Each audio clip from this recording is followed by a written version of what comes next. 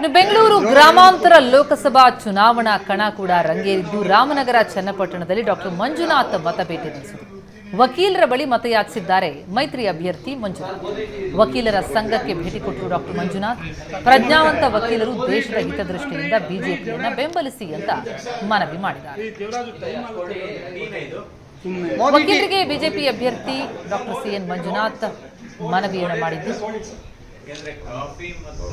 ಬಿಜೆಪಿಗೆ ಮತ ಹಾಕುವಂತೆ ಪ್ರಜ್ಞಾವಂತ ವಕೀಲರು ದೇಶದ ಹಿತದೃಷ್ಟಿಯಿಂದ ಬಿಜೆಪಿಯನ್ನ ಬೆಂಬಲಿಸಿ ಅಂತ ಕೇಳ್ಕೊಂಡಿದ್ದಾರೆ.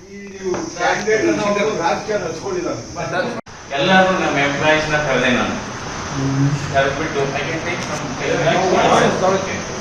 ಸೊ ಎಂಪ್ಲಾಯೀಸ್ ನ ಕರೆದು ನಾವು ಒಂದ್ ದಿವಸದ ಸ್ಯಾಲರಿನ ಸೂಟಿ ಕೊಟ್ಬಿಡೋಣ, ಒಂದ್ ದಿವಸದ. ಆಮೇಲೆ ಹೇಳಿದೆ ನಿಮ್ಗೆ ಇದು ವಾಲಂಟ್ರಿ ಫೋರ್ಸ್ ಇಲ್ಲ, ಏಕೆಂದ್ರೆ ಈ ವ್ಯವಸ್ಥೆಯಲ್ಲಿ ಭಾರಿ ಕಷ್ಟ. ಎಷ್ಟೋ ಜನ ತಮ್ಮ ಅನುಕೂಲಕ್ಕೆ ಕೊಡಿ ಅಂದ್ರೂ ಕೊಡೋದಿಲ್ಲ ಕೆಲವರು.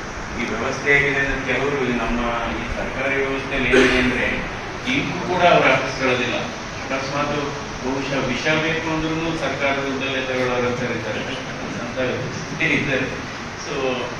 ಸೊ ಎಲ್ಲ ಒಂದ್ ದಿವಸ ಸ್ಯಾಲರಿ ಕೊಟ್ಬಿಡೋಣ, ಆಮೇಲೆ ಬೇರೆಯವ್ರನ್ನ ಕೇಳೋಣ ಅಂತ. ಯಾಕಂದ್ರೆ charity should start at home ಅಂತ. ಸೊ ಆಮೇಲೆ ಎಲ್ಲ ಕೊಟ್ಟರು, ಆಮೇಲೆ ನಾವು ಬೇರೆ ಬೇರೆ ಗೌರ್ಮೆಂಟ್ ಕ್ಯಾಶ್ ಆರ್ಗನೈಸೇಷನ್ ನಂತರ ಇಂಡಿವಿಜುವಲ್ಸ್ ಇಂದ ಇದು ಎಲ್ಲ ಕಲೆಕ್ಟ್ ಮಾಡೋಕೆ ಶುರು ಮಾಡಿದ್ವಿ.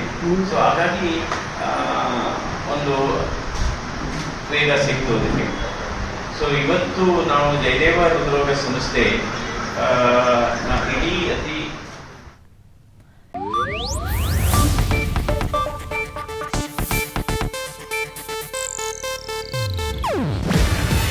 ಇದು ಏಷ್ಯಾನೆಟ್ ನ್ಯೂಸ್ ನೆಟ್ವರ್ಕ್ ಪ್ರಸ್ತುತಿ. ನೀವು ನೋಡ್ತಿದ್ದೀರಾ ಏಷ್ಯಾನೆಟ್ ಸುವರ್ಣ ನ್ಯೂಸ್.